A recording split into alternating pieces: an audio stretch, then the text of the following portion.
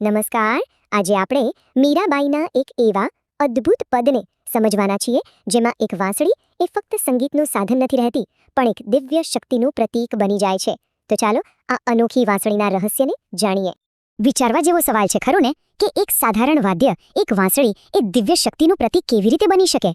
ચાલો આ કવિતાના ઊંડાણમાં ઉતરીએ અને જાણીએ કે તે આજે પણ આટલી પ્રભાવશાળી કેમ છે. અને આપણી આજની ચર્ચાનો આધાર છે મીરાબાઈની આ મૂળ રચના. તો ચાલો આ ઐતિહાસિક પદની સફર શરૂ કરીએ. કોઈ પણ રચનાને સમજવી હોય ને તો એના રચયિતાને સમજવા ખૂબ જ જરૂરી છે. તો ચાલો સૌથી પહેલા આ પદ પાછળનો જે અવાજ છે એમને જાણીએ. મીરાબાઈ એ માત્ર એક કવયિત્રી નહોતા. એ તો ભક્તિની એક એવી જીવંત જ્યોત હતા જેમણે પોતાના શબ્દોથી ભક્તિને હંમેશા માટે અમર કરી દીધી. એમનો જન્મ 16મી સદીમાં રાજસ્થાનમાં થયો હતો અને એમનો ભગવાન કૃષ્ણ સાથેનો જે સંબંધ હતો ને એ ખૂબ જ અંગત હતો. તેઓ કૃષ્ણને પોતાના ગિરિધર ગોપાળ એટલે કે દિવ્ય પતિ માનતા હતા અને આ જ અંગત ભાવના એમના પદોને એકદમ અલગ, એકદમ ઊંડી ભાવનાત્મકતા બક્ષે છે. હવે આપણે સીધા કવિતાની અંદર જ જઈએ અને જોઈએ કે મીરાબાઈએ શબ્દોથી ભગવાન કૃષ્ણનું કેવું સુંદર અને જીવંત ચિત્ર દોર્યું છે. જરા આ પંક્તિઓ પર ધ્યાન આપો. અહીં ખાલી કપડાનું વર્ણન નથી. વિચારો, પીળું રેશમી વસ્ત્ર, સોનાના ભરતકામવાળા વસ્ત્રો અને માથે મુગટ, આ બધું મળીને એક દિવ્ય અને રાજવી સ્વરૂપ રજૂ કરે છે. અને અહીં જે જરકસી શબ્દ વપરાયો છે ને એ બહુ મહત્વનો છે. આ કોઈ સામાન્ય ભરતકામ નથી પણ એ ભવ્યતા અને સમૃદ્ધિનું પ્રતીક છે. આનાથી કૃષ્ણનો દેખાવ વધુ દિવ્ય લાગે છે. એટલે કે મીરાબાઈ પોતાના વર્ણન દ્વારા કૃષ્ણને માત્ર એક ગોવાળિયા તરીકે નહીં પણ દિવ્યતાના શિખર પર સ્થાપિત કરે છે. એમની સુંદરતા અને એમનું સ્વરૂપ જ ભક્તિનું કેન્દ્ર બની જાય છે. સારું, એમના દેખાવની વાત તો થઈ ગઈ, પણ હવે વાત કરીએ એ વાંસળીના સંગીતની. એમાં એવી તો કઈ શક્તિ છે જે આખા બ્રહ્માંડને પ્રભાવિત કરે છે. કવિતાની શરૂઆત જ જુઓ, કેટલી જોરદાર છે.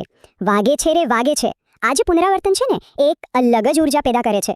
અને આ સંગીત ખાલી વૃંદાવન પૂરતું સીમિત નથી. એનો અવાજ, એનો નાદ તો આખા આકાશમાં ગુંજે છે. નાદ શબ્દ અહીં બહુ જ મહત્વનો છે.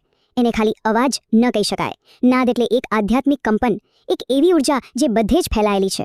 આ એવું સંગીત છે જે સાંભળવા માટે નહીં પણ અનુભવવા માટે છે. મતલબ સાફ છે, વાંસળીનો સૂર કોઈ સ્થાનિક લોકલ ઘટના નથી. એ તો એક કોસ્મિક ઇવેન્ટ છે, એક બ્રહ્માંડીય ઘટના જેની અસર બધે જ અનુભવાય છે. અને આ કવિતાની અંતિમ અને કદાચ સૌથી શક્તિશાળી પંક્તિ, આ દિવ્ય સ્વરૂપ અને સંગીતનો છેવટનો પ્રભાવ શું છે? તો બસ એમના દર્શન માત્રથી જ બધા દુઃખ દૂર થઈ જાય છે. તો આ દિવ્ય સંગીત અને દર્શનની અસર શું થાય છે? એ લોકોને આનંદમાં નચાવે છે, ભક્તો પાસેથી પ્રેમ અને શ્રદ્ધારૂપી દાણ માંગે છે અને સૌથી મહત્વનું, જીવનના તમામ દુઃખોનો અંત લાવી દે છે. ચાલો હવે અંતમાં સમજીએ કે આ કવિતાનો સ્થાયી પ્રભાવ શું છે અને તે આજે પણ આટલી સુસંગત કેમ છે. આ જ તો આ કવિતાની ખરી સુંદરતા છે. મીરાબાઈએ એક સામાન્ય ભૌતિક વસ્તુ, એક વાંસળીને દિવ્ય શક્તિ અને આધ્યાત્મિક જોડાણનું પ્રતીક બનાવી દીધી. આ કવિતા સદીઓ પછી પણ આટલી પ્રભાવશાળી કેમ છે? કારણ કે એ ફક્ત એક વાર્તા નથી કહેતી. એ તો ધ્વનિ અને ચિત્રો દ્વારા આપણને સીધા જે ભક્તિ અને આનંદનો અનુભવ કરાવે છે જે મીરાબાઈએ પોતે કર્યો હતો. અને આ કવિતા આપણને એક પ્રશ્ન સાથે છોડી જાય છે. જેમ મીરાબાઈ માટે વાંસળી દિવ્યતા સાથે જોડાવાનું માધ્યમ હતી, એ જ રીતે આપણા જીવનમાં એવી કઈ કળા કે સંગીત છે જે આપણને આવી ઊંડી અનુભૂતિ કરાવે છે. આ વિચાર સાથે જ આપણે આજની ચર્ચા અહીં સમાપ્ત કરીએ છીએ.